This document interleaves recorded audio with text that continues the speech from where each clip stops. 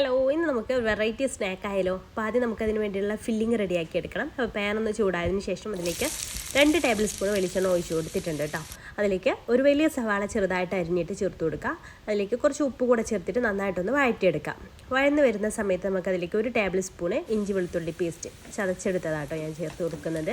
അത് ഇതിലേക്ക് ഇട്ട് കൊടുക്കാം. എന്നിട്ട് നന്നായിട്ടൊന്ന് അതിൻ്റെ റോസ് സ്മെല്ല് മാറുന്ന വരെ ഒന്ന് വഴറ്റിയെടുക്കാം. അത് നന്നായിട്ട് വഴന്ന് വരുന്ന സമയത്ത് നമുക്കതിലേക്ക് പച്ചമുളക്, ഞാൻ 1 പച്ചമുളകാണ് ഇതിലേക്ക് എടുത്തിട്ടുള്ളത്. അത് ചെറുതായിട്ട് അരിഞ്ഞതും 2 തണ്ട് കറിവേപ്പില ചെറുതായിട്ട് അരിഞ്ഞതും കൂടെ ഈ സമയത്ത് ചേർത്ത് കൊടുക്കുന്നുണ്ട്. എരിവിനനുസരിച്ച് നിങ്ങൾ എടുക്കുക. 1 പച്ചമുളക് തന്നെ മതിയാവും കേട്ടോ ഇതിലേക്ക്. അപ്പോൾ അത് നന്നായിട്ടൊന്ന് വഴറ്റിയെടുക്കാം.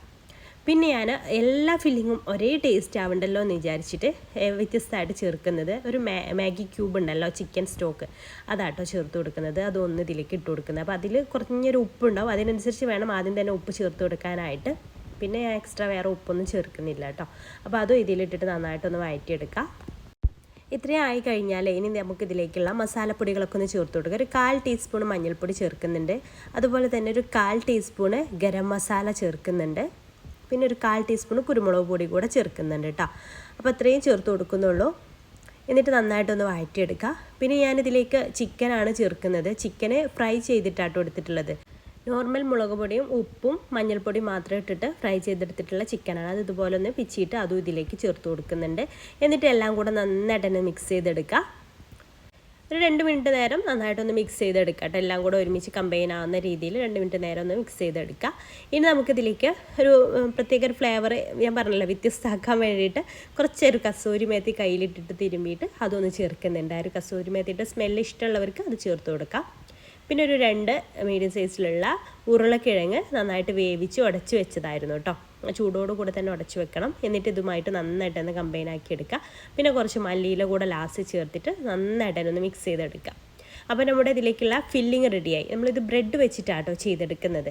അപ്പോൾ ഫില്ലിങ് റെഡി ആയിട്ടുണ്ട്. ഇതവിടെ മാറ്റി വെക്കാം. ഇനി നമുക്ക് അതിലേക്കുള്ള കാര്യങ്ങൾ നോക്കാം. ആദ്യം മൈദ വെച്ചിട്ട് തിക്കായിട്ടുള്ളൊരു ബാറ്റർ നമുക്ക് ഒട്ടിക്കാൻ വേണ്ടിയിട്ട് ഉണ്ടാക്കിയെടുക്കാം.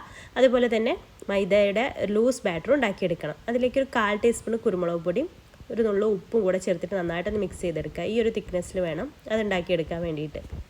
ഇനി വലിയ ബ്രെഡ് കിട്ടുന്നുണ്ടെങ്കിൽ അത് എടുക്കുക കേട്ടോ. നല്ല കറക്റ്റ് സ്ക്വയർ ഷേപ്പിലുള്ള ബ്രെഡൊക്കെ കിട്ടുന്നുണ്ടെങ്കിൽ, ബ്രെഡ് നന്നാവാനാണല്ലേ പണി, നല്ല ബ്രെഡ് കിട്ടാനാണ് പണി. നല്ലത് കിട്ടിയാൽ നമുക്ക് ഇതുപോലെ സ്നാക്സ് ഒക്കെ ഉണ്ടാക്കുമ്പോൾ നല്ല അടിപൊളിയായിട്ട് കിട്ടുള്ളൂ. അപ്പോൾ അതിൻ്റെ അരികുവശം ഒന്ന് കട്ട് ചെയ്ത് ഒഴിവാക്കിയിട്ടുണ്ട്.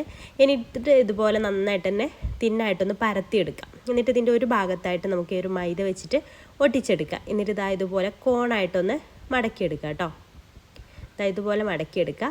അങ്ങനെ ഞാൻ എല്ലാം ഇതുപോലെ മടക്കിയെടുക്കുന്നുണ്ട്.